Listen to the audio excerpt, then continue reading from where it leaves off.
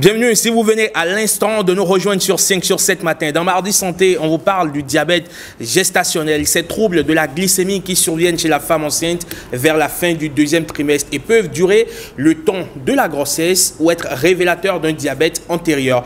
Quels sont les symptômes et les causes? Quels risques pour la mère et le fœtus?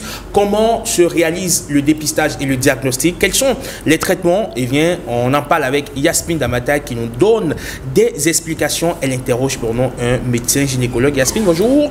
Bonjour Rodrigue Edmond Amigan. Comment allez-vous? Toujours la pleine forme et un plaisir d'être sur ce plateau tous les mardis avec vous. Le plaisir est totalement partagé, évidemment, de partager une fois encore ces instants de télévision en votre compagnie aujourd'hui. Donc, comme je l'ai annoncé, on parle du diabète gestationnel. Et vous avez tellement posé de questions que j'ai pratiquement plus de questions à poser. C'est juste de saluer les téléspectateurs et de les inviter à suivre le développement de notre invité, le médecin gynécologue, Komlan Agossou, qui est un habitué de notre plateau, qui va un peu plus nous expliquer déjà c'est quoi le diabète gestationnel et pourquoi il faut le craindre. Alors, le diabète gestationnel, c'est une anomalie liée à la consommation du glucose au sein de l'organisme de la femme. Et cela regroupe un certain nombre d'anomalies. En fait, quand on parle de diabète gestationnel, on fait référence au diabète déjà préexistant à la grossesse. Mais on fait appel également à la notion même du diabète gestationnel qui concerne les troubles de glycémie découverts autour d'une période précise de la grossesse, c'est la période de 24 à 28 semaines, donc entre la fin du 5e mois et la fin du 6e mois. Et puis il y a une forme particulière qui est le diabète gestationnel du premier trimestre.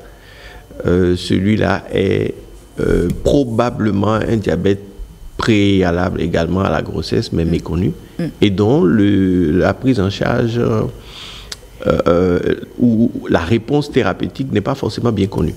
Je rappelle que le diabète gestationnel, lui, il disparaîtra habituellement à la fin de la grossesse. D'accord. Et que, évidemment, le premier type qui est le diabète préexistant, il peut être un diabète soit insulinodépendant, donc de type 1, ou un diabète de type 2 sous traitement médicamenteux. Celui-là, il va persister, évidemment, après la grossesse. Donc, voilà un peu ce qu'on regroupe dans diabète gestationnel. Mais si je comprends bien, c'est-à-dire que quand la femme a déjà un diabète préalable, qu'elle peut faire un diabète gestationnel ou juste ça peut venir seulement au cours de la grossesse? Oui, en fait, c'est-à-dire que lorsqu'on a une femme enceinte et que sa glycémie n'est pas normale, elle a un diabète gestationnel. Tout à fait. En fait, c'est ce qu'il faut entendre. D'accord. Maintenant... Donc, antécédent diabétique ou pas antécédent, si sa glycémie n'est pas normale, elle fait un diabète gestationnel. Donc, diabète, une situation qui arrive au cours de la grossesse où on a la glycémie qui n'est pas normale, ça s'appelle diabète gestationnel. Maintenant, ça concerne qui? Ça concerne soit une femme qui est déjà diabétique, connue ou pas, ou bien ça concerne une femme qu'on découvre pour la première fois comme diabétique. Et est-ce qu'il y a des signes pour déjà, sans faire le test, pour savoir que cette femme enceinte fait un diabète? Non.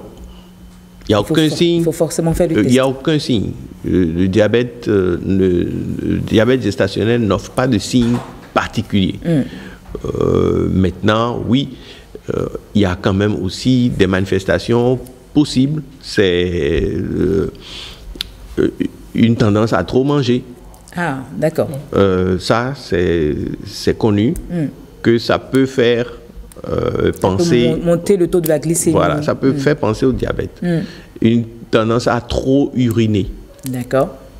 Et une fatigue inexpliquée, pernicieuse. Maintenant, généralement, les femmes enceintes ne maigrissent pas. Je voulais justement demander la prise de poids chez une femme enceinte. Est-ce que ça peut donner droit a une susceptibilité de diabète gestationnel. Oui, mais c'est dans des proportions bien précises. Parce que en matière de diabète gestationnel, la prise de poids est excessive. Et cela, ça se manifeste par une prise de poids qui dépasse les 2 kilos par mois. D'accord. Donc, qu'au bout des 9 mois de grossesse, c'est évident qu'on a dépassé une prise de poids de 15 kilos. Ça, c'est des signes sur lesquels on peut se baser pour penser à un diabète gestationnel. Et fait donc le diagnostic? Alors, il y a des facteurs de risque aussi. D'accord, lesquels? Donc, ça veut dire qu'il y a certaines femmes qu'on peut déjà identifier comme des personnes qui pourraient avoir un diabète gestationnel. C'est des personnes qui sont déjà en surpoids. Donc, des personnes chez qui la corrélation entre le poids et la taille est anormale. L'indice de masse corporelle. L'indice de masse corporelle, comme on l'appelle, c'est le poids rapporté au carré de la taille. Donc, cela peut être anormal. Un index supérieur à 25 est déjà anormal.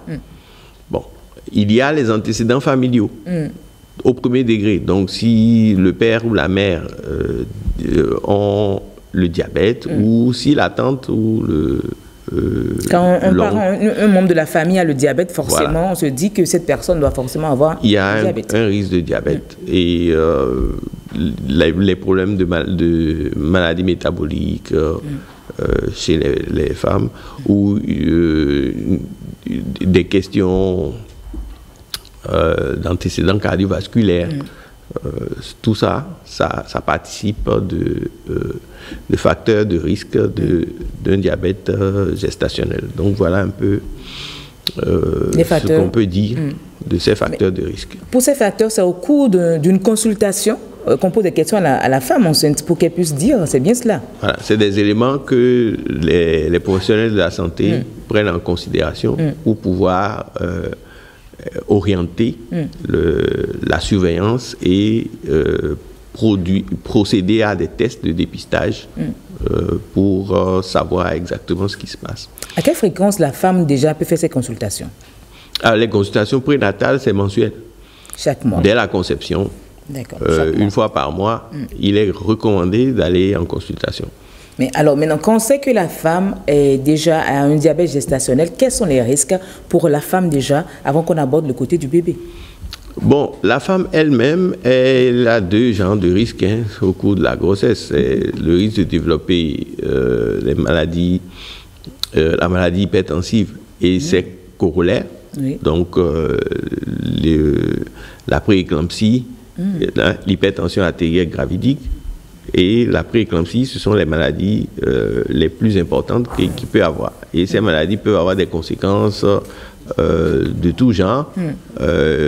On va citer l'éclampsie, on va citer l'hématome rétroplacentaire. C'est des complications pour la grossesse, c'est bien cela? Ça, c'est des complications pour la grossesse, mais il peut y avoir aussi un accident vasculaire cérébral ou d'autres types de complications vasculaires ou rénaux qui sont liées à cette élévation anormale de la tension artérielle, par exemple. Donc ça, c'est le premier risque immédiat. Et secondairement, il y a le risque de la césarienne. D'accord. Donc, une femme qui présente un diabète gestationnel court un risque plus élevé qu'une femme ordinaire d'avoir un accouchement par césarienne. Et étant donné que ce n'est pas une sinécure d'avoir une césarienne, il pourrait avoir des conséquences de tout genre. Le risque d'anesthésie, il est là, le risque d'hémorragie est présent. Et tout ça, donc, pourrait être délétère à la santé de la femme. Tous ces risques sont liés c'est au moment de l'accouchement qu'elle a tous ces risques. Ou c'est toujours au cours de la grossesse qu'elle peut faire. Quand on parle d'hypertension artérielle, on parle d'hypertension artérielle. L'hypertension artérielle, ce n'est pas au cours de l'accouchement qu'on va attendre.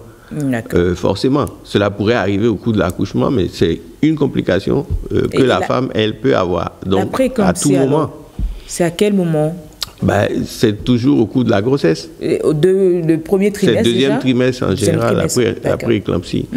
Donc c'est après 20 semaines d'aménorrhée. Donc disons à la fin du du premier trimestre au début du deuxième trimestre. C'est en ce moment que la prééclampsie peut apparaître, c'est-à-dire que on a une hypertension artérielle qui va être associée à la présence de ce qu'on appelle de l'albumine dans les urines. Donc il y a une fuite au niveau des reins de l'albumine qui normalement ne passe pas dans les urines.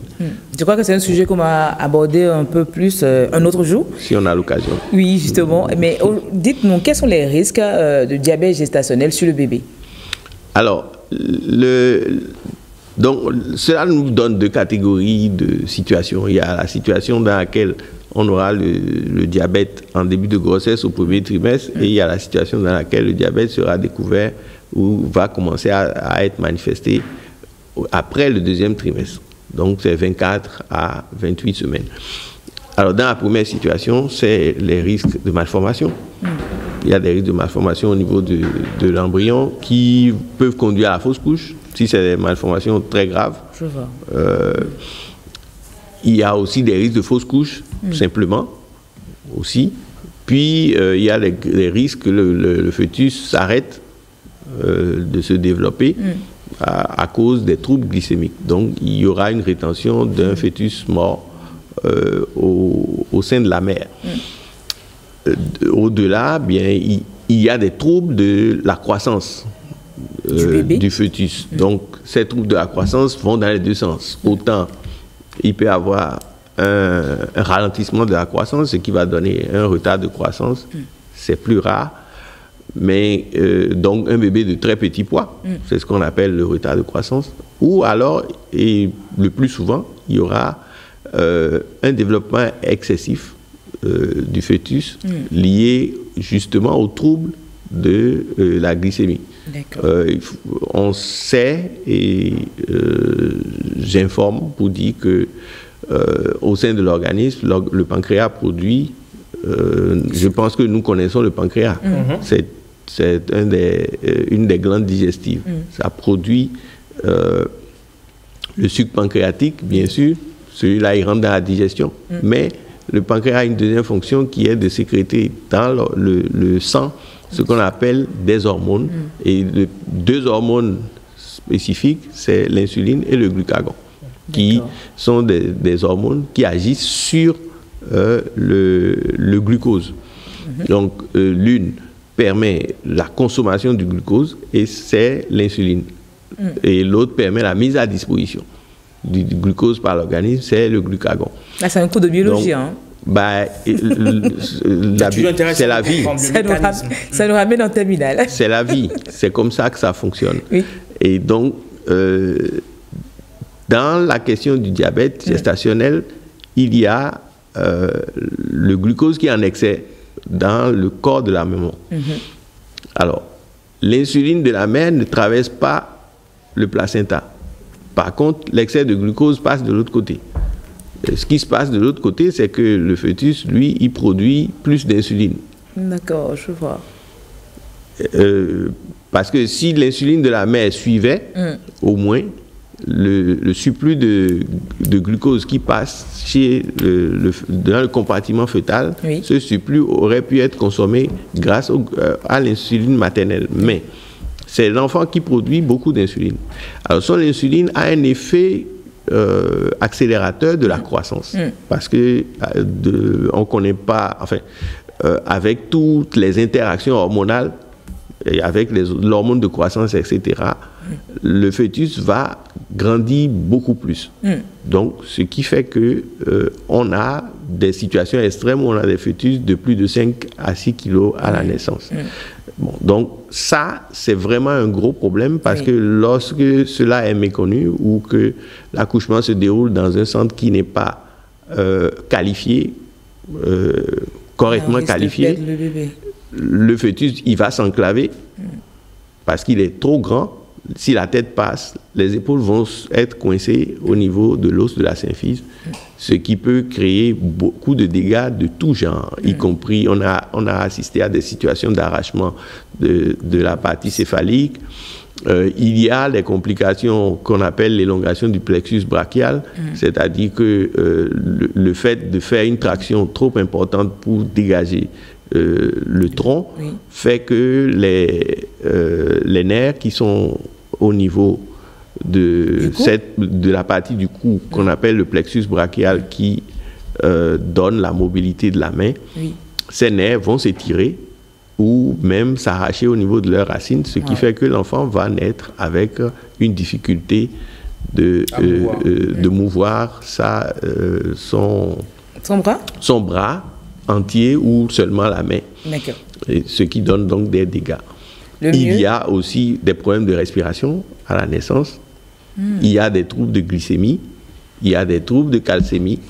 Décidément, il y a vraiment beaucoup d'ennuis.